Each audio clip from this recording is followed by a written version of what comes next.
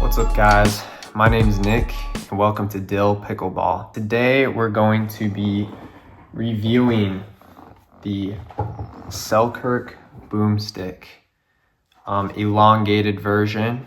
So this is my first video ever on this channel, and I don't know, some of you guys may know me as Loosh, and that would be my other channel. I just used to vlog and stuff on that, but this is a pickleball review channel. I'll probably be doing some videos on the side, like tournaments, which kind of skills. Maybe I'll do like a road to 5-0 or something just fun and on the side, but it will primarily be pickleball paddle reviews.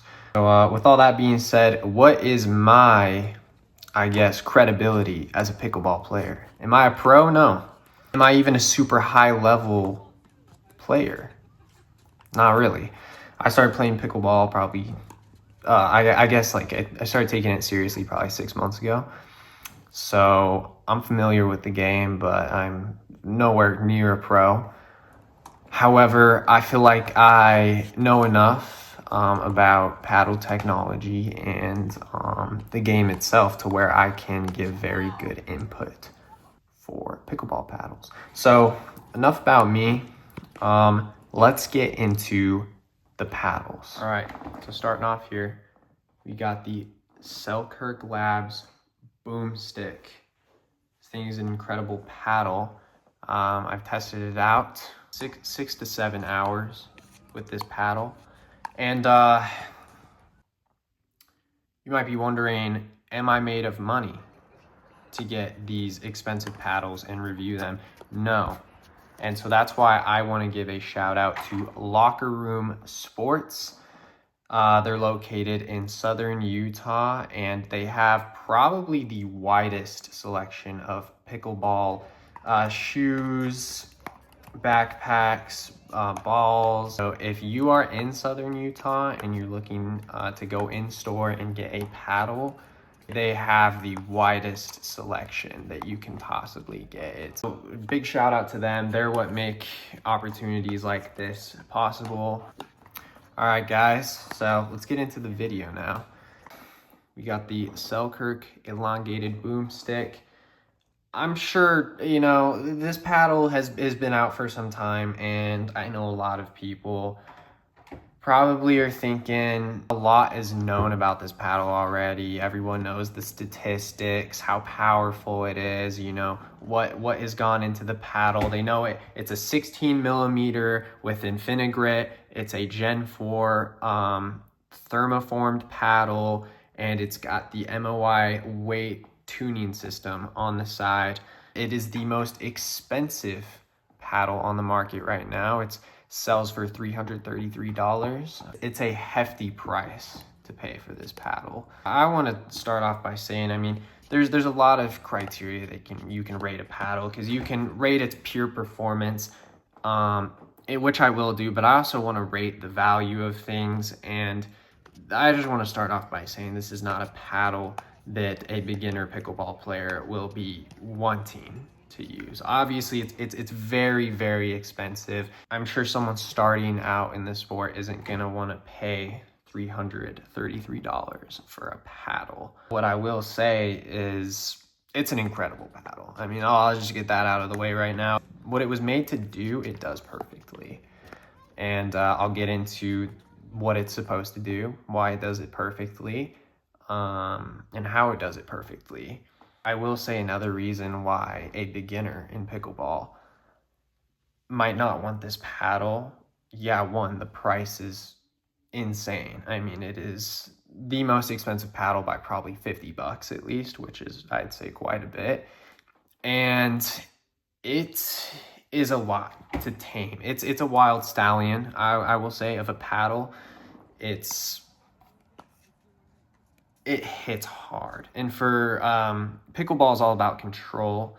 And I know the game's evolved to where you hit harder and stuff, but this paddle hits very hard. And for someone trying to learn the basics of the game, the dink game, the control game, getting your third shot drop down, I would not recommend this paddle. Until you have that stuff really down and have a good concept of how to shape the ball, how to spin the ball, and just how to control the ball, make it land where you want to, I wouldn't even consider this paddle. And I probably wouldn't consider any high-end, not high-end, but just high-power paddle, such as the Yola, any of the Yola Pro 4 lines, whether that be the Perseus, the Scorpius, the Hyperion, the Magnus, might even be a couple others. The new 6-0 paddles, the Opal. If you want to not spend a lot of money, I would stick with a cheaper or more affordable control paddle. It's not going to be as fun. You're not going to be able to just slam the ball, but that's a good spot to start for beginners. I want to start off by saying what I don't like about the paddle, because I'm sure all you guys have heard all the incredible things about this paddle and stuff and why it's so great. I'll tell you what I don't think is great and what kind of players, whether they're new or not, might, not love this paddle. This is the paddle I do play with. This is the Ben Johns Perseus Pro 4. And it is a Gen 3 construction. This stuff, it could just be because I'm so familiar with it. This is basically what I've played with since I started pickleball, which I wouldn't recommend to somebody who's starting pickleball. But this is what I played with. This is what I'm used to. I'm used to Gen 3. And it's just a truly, I love this paddle. It's a great paddle. And the way you can shape the ball with Gen 3 is unlike anything else. One of the things that I'll say that you struggle doing with the Boomstik is the ball will hit this spot. And it is incredibly gritty and well textured. And the ball does, it does capture the ball and spin the ball. The issue is the ball doesn't go into the paddle. It doesn't squish into the paddle and like a trampoline or a tennis racket, and then get sent and shot back out. So you don't have that time while you're moving the paddle to shape where the ball is going to go as easily, in my opinion, because it's not going to be on the face of the paddle as much, because if you feel the sides, there's not near as much flexibility as there is on the honeycomb polymer. That's my first gripe. I noticed on a lot of shots where I was out of rhythm and I kind of had to run in a certain direction and maybe reach a little further, but I still wanted to send it with some speed. I noticed I kind of struggled with the Boomstik. And that's personally what I believe to be the culprit of that, is the fact that the ball doesn't stay on the face as long. So when you're doing movements, you can't shape it to, get as much spin. I noticed on a lot of my shots, I would run up and I would hit the ball, and instead of looping it over the net with topspin, it would go straight into the net. And that's because I think the paddle face wasn't on there as long and moved it over the net for the topspin to then dive it down. It just kind of went straight and then maybe down a little with a bit of topspin. So that's one thing I noticed with the Boomstik. Now I will say that another gripe I have with it, you have to take a hard stroke at the ball on your drives. You have to hit the ball hard for the ball to respond properly the way you want it to. Whereas I feel with the Perseus Pro, you don't have to hit the ball as hard to be able to shape it and keep the ball in. Whereas with the Boomstik, since it just shoots off the face so easily, you have to apply a lot of force and a very hard stroke to the ball for it to be able to be shaped, because it takes a lot more pressure for this face to kind of cave in and to where you're able to mold the ball. Whereas with the Perseus, the face caves in a lot easier. It feels a lot more hollow, and you can really get a shape on that ball a lot easier. So that's another gripe I have with it. Now, dinking, it's solid. It's nothing special. The spin is good with the Infinigrit. I would still argue that the spin isn't as good as a Gen 3 simply because of the lack of dwell time. You can argue the numbers. People say that the Boomstik is statistically one of the most spinny paddles on the market right now. I would still argue the lack of dwell time with the Gen 4s is probably its biggest flaw. The fact that you can't get dwell time near as long as the Gen 3s with the Gen 4s, it makes it kind of hard for people to switch over. And I think that's the one thing keeping a lot of people from switching over to Gen 4. I think if the Boomstik had better dwell time, there would be no reason not to switch to it because of all the pros it has over Gen 3, which we'll get to the pros. I just want to start off with the negatives because everyone talks about how great it is. I want to say the biggest thing is price with the Boomstik. The price it's a lot of money. Not everyone can afford it. And I think there's solid options out there that I haven't tested yet. This is from what I've heard. I haven't personally tried them yet, but I will tell you what I've heard. The Rhombus Quanta is an incredible paddle. I believe I think it's $100. I've heard it's pretty comparable to the Boomstik, especially if you put the appropriate weight setup on it. I don't know. You're getting similar numbers as far as speed. I don't know about spin, but it seems almost identical from what I've heard in some ways. I guess the Boomstik killer is the Bread and Butter Loco. The Bread and Butter Loco, I've heard, is an incredible paddle. It's $200, I think, on the dot, and especially with the appropriate weighting setup, you just throw some weights on here, and you can look it up for the exact measurements and stuff. But I've heard that turns it essentially into a Boomstik with even better control and maybe a slight less amount of power. Now that's what I've just heard, so I cannot guarantee it, but that's what I've heard from people, and so there's plenty of other reviews out there to verify that. So the biggest flaw for me that I noticed with the Boomstik, and why I would not take the Boomstik over my Yola Perseus Pro, even if they were both free, I would still take the Perseus Pro, and I'll tell you why. The weight, the hand speed. This, holding it, is quite a bit heavier of a paddle. Now, if you just hold them side by side, it's not really too much of a difference. But when you play with these and you're swinging for hours and stuff, and you're dinking and you're holding the paddle, you'll notice. This thing at the kitchen is so much slower in hands battles. You get in a hands battle and you're swinging this thing around and trying to hit the ball back and forth at the line. It's incredibly slow. That's my biggest gripe with it, and why I don't think I'll get a Boomstik, because at doing volleys and at the kitchen line, this paddle here is so much faster. And I would argue that the power is pretty comparable, so much so to where I wouldn't say that this has so much more power than this, that I would rather have slower hands than faster hands.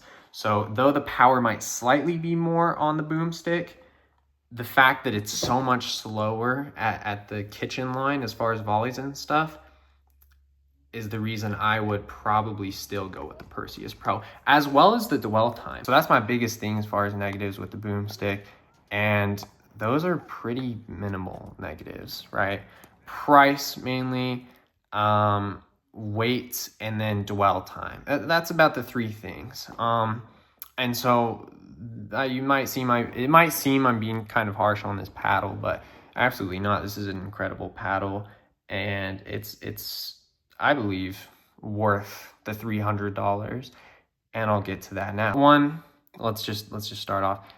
It's freaking powerful. It's you're gonna swing at the ball, and it's going to hit the ball hard, harder than probably any other paddle on the market. Like I said, the Perseus hits the ball hard, but I would say that this hits the ball a tad bit harder.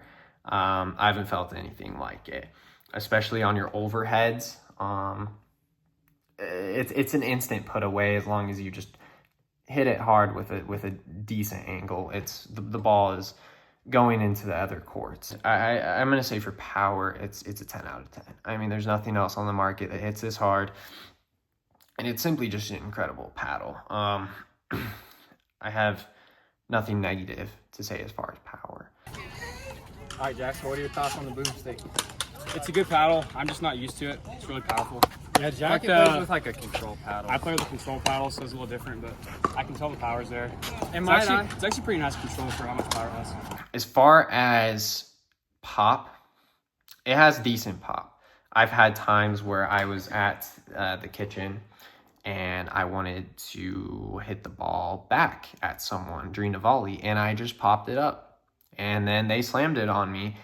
You have to learn how to absorb the ball on volleys with this thing, and you got to be able to angle the ball down. Otherwise, with this thing, it'll pop up. So the pop is really good, whether you want a lot of pop or you want less pop. I would say this is probably a 9 out of 10 as far as pop. It pops the ball back up, right? But if you see a lot of pop as a negative, I would rate this probably a 3 or a 2 out of 10 if you want less pop. If you want a lot of pop, then this is a 9 out of 10. It's an incredible poppy paddle. Well, okay, so out of 10, what would you rate its power? Boomstik. I'm gonna give it like a 9.5. Okay, and then what about control? Control, you got to manipulate a little bit. I mean, when I had that spin on Jack, I mean, look at this guy. It was a good spin on him. But at the line, at the kitchen especially, how at the kitchen, I mean, if you're gonna give it like distance, it's good on control. But like close up, I wouldn't give it control. What would you give it? Well, out of 10? For control, Yeah. I'd say like 7. Okay, and then what about spin? As seen in that shot with Jack, I mean. Yeah, that's a spin. That's a wrap. So Yeah. I'm gonna give it a 10 out of there for spin.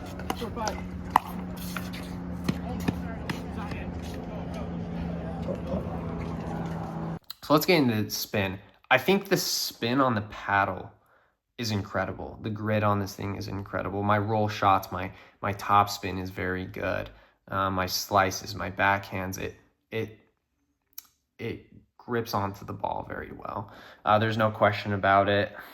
It doesn't have as good of dwell time, and so that's why I would just say that that's the only thing holding this back from crazy spin. But as far as having great spin, it's phenomenal. It's just the dwell time that kind of sucks, and there's nothing you can really do about it. It's a Gen 4 paddle. So as far as spin goes, I'm going to give it a 9. It is very spinny, but it's a different type of spin than the Yola Perseus Pro. The spin on this is different. I would say the surface is less gritty. The surface itself doesn't grip onto the ball as well as the Boomstik, but the dwell time really helps you create spin with the Gen 3s. That game I felt better with it, but the shot I feel like I struggle with the most.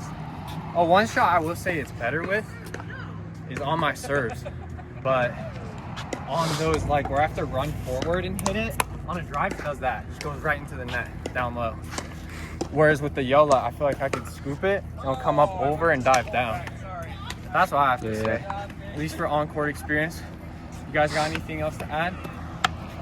That game I played horribly, as you can tell. I'm running low on fuels, so I might just have to hit the Maverick, you know. And then control. The control on this isn't great, but it's certainly not bad. I mean, it's a power paddle. It's made to be powerful. So I'm not going to sit here and dog on the control of this thing. The control on this is incredible for how powerful it is. The ratio of how powerful and how much control it has is unlike most paddles. This thing's it's easy to get used to. I mean, in a day of playing for a couple hours, you could get acclimated to it and get in business. Now, I would rate the control on this a 7.5, which is kind of a high rating. I thought about maybe rating it lower, but I really thought about it, and I'm just like, for how much power you're getting out of this thing and how much spin as well, this thing does what it's supposed to. It's very, very good control for what you're getting out of it as far as power. I want to say one thing though. I know I originally said that this paddle right here, the Yola Perseus Pro 4 in 16 millimeters, is the best paddle on the market, at least for me. In my opinion, from what I've tried, this is the best paddle. And I would still take this $280 MSRP paddle over this $333 MSRP paddle. But there's a caveat to that. The one thing that I think would justify the extra $50 towards this paddle over this paddle is its Gen 4 construction.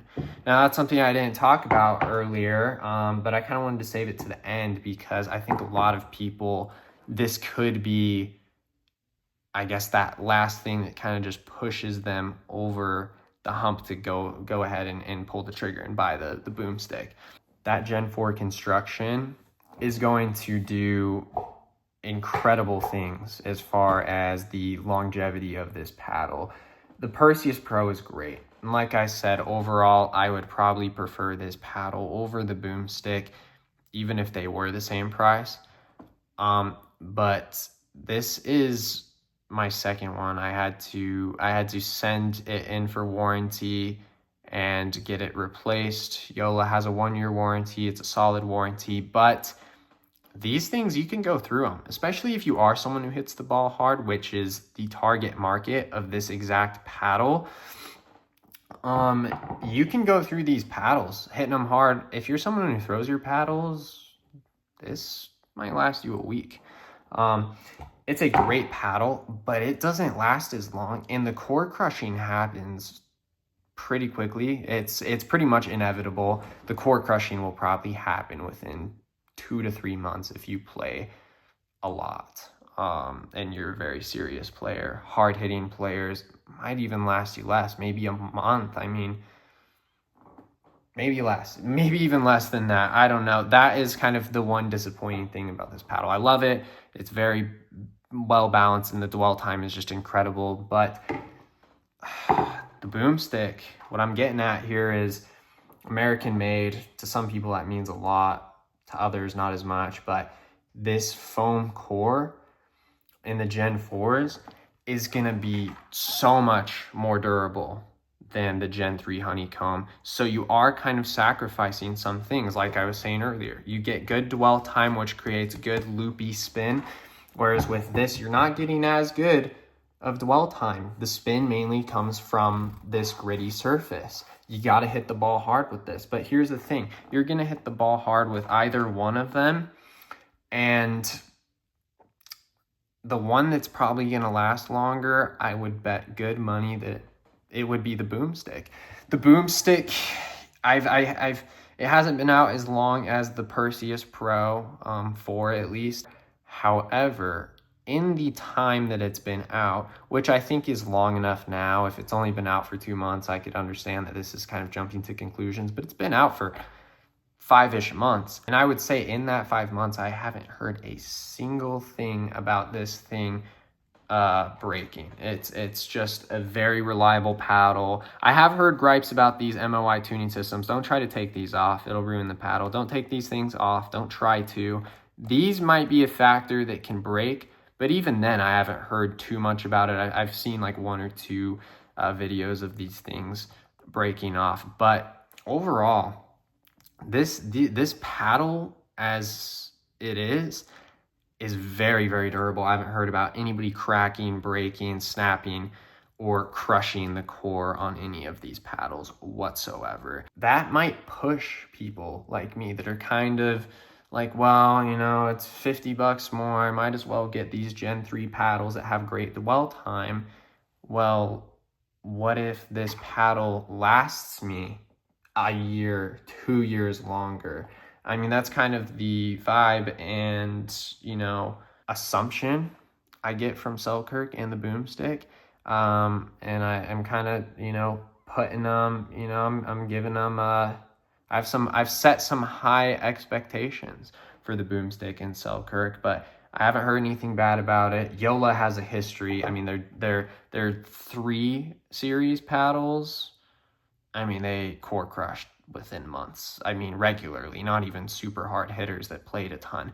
These things would core crush. Not these, but the 3 series, the 3 series line would, I mean, the 3S, the Mod TA, and the original 3 would crush almost instantly. I mean, you could buy it from the store and it, you know, if they hit a bump on the road, it would probably core crush. I wouldn't even worry about needing a warranty on a paddle like this. Whereas with this, the second it comes out of the box with the Yolas, I, you know, scan that NFC chip or whatever, and I go and I register that thing right away for warranty because I'm like, this is probably gonna, you know, break in a couple months. Whereas with this, you know, you should still go do it, take advantage of the warranty, but I wouldn't be near as worried about it. So that's what I have to say about the Boomstik. I think it's an incredible paddle, and if someone were to ask me what is the best paddle on the market right now, just performance wise, not price wise or value wise, but the best paddle on the market right now, I would say the Selkirk Boomstik. Truly an incredible paddle, and I really enjoy this thing. Kind of just depends on your style of play. Is it the greatest paddle ever made? No. But Not worth it's $333. really good power. All right, guys. Well, thank you for getting this far. I hope it was a great video. Please let me know down in the comments below what you guys thought and if there's any recommendations, anything else that you think I could do better to improve the quality of these videos. All right, guys, and that's going to do it for this video. Once again, thank you so much for watching. Please like, comment, subscribe, all of it, and you'll be seeing a new review for me here shortly about the RPM Friction Pro. See you guys.